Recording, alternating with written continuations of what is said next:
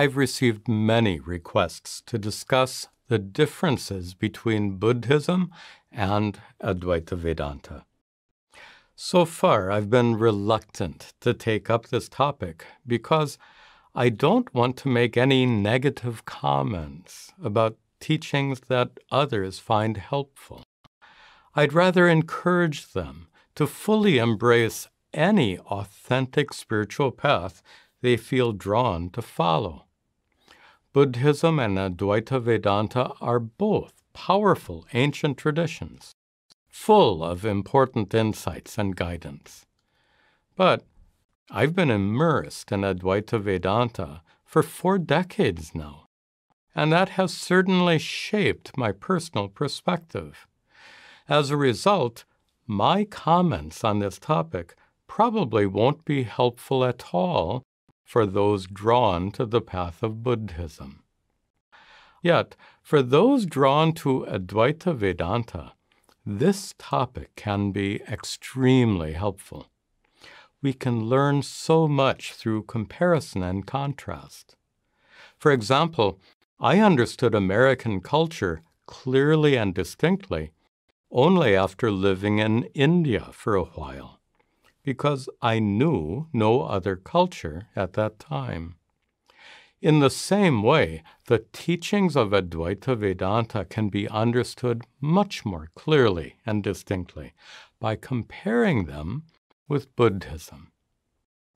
What Buddha taught is similar in many ways to the teachings of the rishis, the ancient sages who composed the earliest Hindu scriptures. That's hardly surprising, since Buddha himself was raised in a Hindu family and learned from Hindu teachers. But, as the story goes, after years of intense spiritual practice, he failed to gain enlightenment. Then one day, he sat at the foot of a tree, resolved to meditate there until he became enlightened. Later, Buddha taught his disciples the profound insights he gained in meditation, and those teachings evolved into the tradition we now call Buddhism. The relationship between Hinduism and Buddhism is a bit complicated. Many Hindus look upon Buddha as a religious reformer, a free thinker who rejected Hinduism's excessive ritualism of that time and reinvigorated it with new teachings. Some Hindu scriptures even accept Buddha as an avatara, as the 9th incarnation of Lord Vishnu. On the other hand, scholars reject the view of Buddha as a Hindu reformer. Why? The great Christian reformer, Martin Luther, fully accepted the authority of the Bible. But Buddha completely rejected the authority of all Hindu scriptures. For this reason, Buddha is generally considered to be the founder of a new religion, rooted in Hinduism, but distinct from it. Before going any further, for both these religions, we have to distinguish the beliefs they impart from the spiritual teachings they also contain. Like all religions, Hinduism and Buddhism impart various beliefs. Beliefs about reincarnation, about heaven and hell, about how the universe was created, and so on. But both religions also contain profound spiritual teachings, teachings that convey not matters of belief, but a special kind of knowledge or wisdom that can help free you from all worldly suffering. In the Hindu tradition, those teachings are found in the Upanishads, the scriptures on which Advaita Vedanta is based. In the Buddhist tradition, those teachings are found in the sutras, texts that contain the discourses of Buddha and his disciples, and also in later texts based on those sutras. The foundation of Buddha's teachings is his four noble truths. First is the truth of dukkha, suffering. Second is the truth that suffering has specific causes, like craving, aversion, and ignorance. Third is the truth that suffering can be removed by eliminating its specific causes. And fourth is the path and practices by which you can eliminate those causes and become free from suffering. These four noble truths are quite similar to Vedanta's central teaching that suffering is a result of craving and aversion, which are themselves the result of ignorance.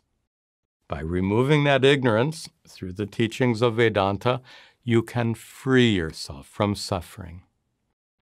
It's impossible to get into the details of either tradition here, but one main issue they both address is the problem of false identification, which means to wrongly identify yourself with your body and mind. Your body is a material object that's constantly decaying and subject to physical pain. Your mind is a subtle or non-material object that has many defects and is subject to emotional pain and discomfort. As long as you have a body and mind, physical pain and emotional discomfort seem inescapable. Both Buddhist sutras and Vedantic scriptures teach that physical pain belongs to your body, and emotional discomfort belongs to your mind. Neither of these truly belongs to you. Why not? Because you're not a collection of bones, muscles, and organs with tiny tubes inside, nor are you a complicated tangle of fleeting thoughts and ever-changing emotions. The body sitting on your chair right now, and the mind within it, are objects. They're things. They're not you because you are not a thing. Yet, you totally identify yourself with those things, and as a result, you suffer. Because the problems that truly belong to your body and mind mistakenly become your problems. Up to this point, the teachings of Buddha and the ancient rishis are very much alike. Both help you eliminate false identification with your body and mind and free you from suffering. But going forward, their paths begin to diverge. Buddha taught that an individual person is nothing more than an aggregate of 5 factors: body, sensations, emotions, thoughts, and consciousness. Buddha did not accept the existence of a conscious being or an inner self that's independent from the aggregate of 5 parts. He taught his distinctive doctrine of no self, called anatta in his Pali language, or anatma in Sanskrit. Vedanta, on the other hand, accepts the existence of Atma, the true inner self. Atma is the consciousness or awareness that's your essential nature, the consciousness by which you're aware of the world around you and by which you observe thoughts and emotions as they arise in your mind. When you fail to recognize your true nature as Atma, you falsely identify yourself with your body and mind and become subject to suffering. That's why Advaita Vedanta emphasizes the importance of self-knowledge, Atma Vidya. Another big difference between Buddhism and Vedanta is how they conceive the ultimate goal of spiritual life. Buddhism calls this goal nirvana, and Vedanta calls it moksha. Nirvana literally means extinguished, like a candle flame that's been blown out.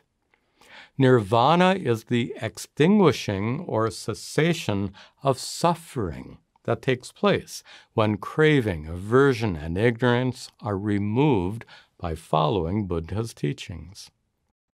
Later Buddhist teachers explain nirvana as extinguishing the false sense of being an individual person.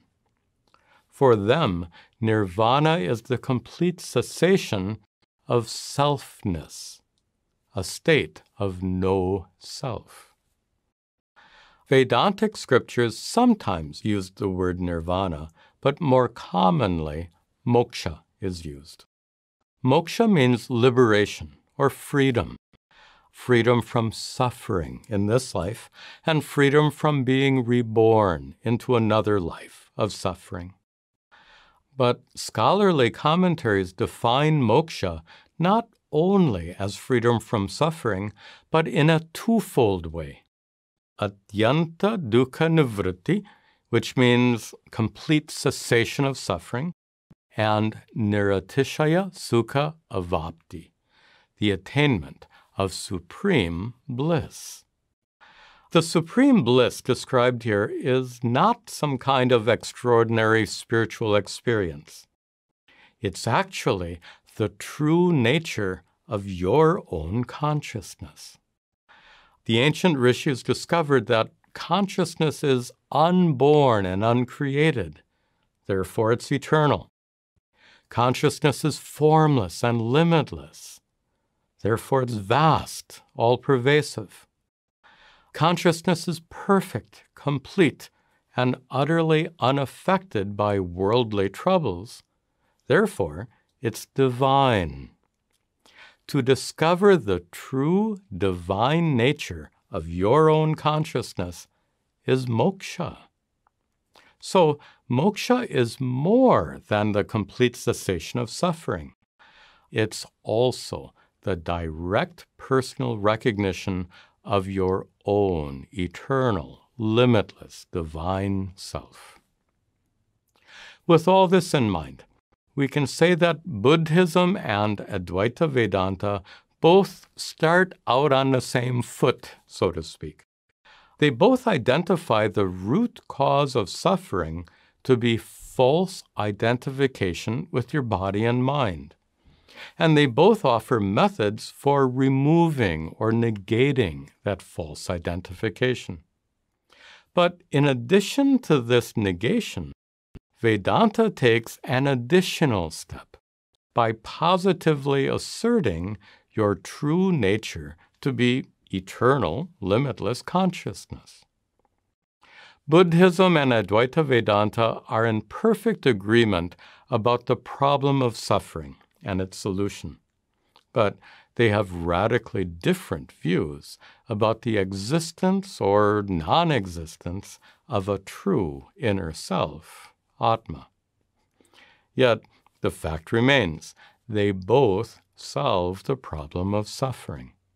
So you can't really say that one is better than the other because they both work. They both can free you from suffering. This is the 12th video in a series that answers questions submitted by viewers. If you have a question that would serve as a good topic for a video like this one, please email me at this address and be sure to indicate video question as the subject of the email. I'll try to address your question in a future video.